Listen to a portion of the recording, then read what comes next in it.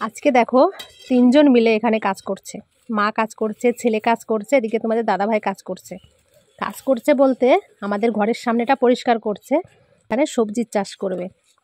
তো সেই কারণে এখানে পরিষ্কার করা হচ্ছে বলতে অনেক ইট আছে, ইটগুলো ওখান থেকে সরানো হচ্ছে। সামনে তো শীতকাল, শীতের সময় ভালো ভালো সবজি চাষ করাই যেতে পারে এখানে, যেহেতু ফাঁকা জায়গাটা একটু পড়ে আছে ওই জন্য আর কি। তো হসপিটাল থেকে বাড়িতে এসে কিন্তু একদম বসে থাকেনি, সমানে একটা না একটা কাজ করেই যাচ্ছে।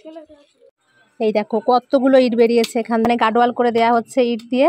আর তোমার দাদাভাই তো সেই সকাল থেকে কাজ করেই যাচ্ছে, ওখানে গাডওয়াল করে দিয়ে মাটি ফেলে এখান দিয়ে তারপর সবজির চাষ করা হবে।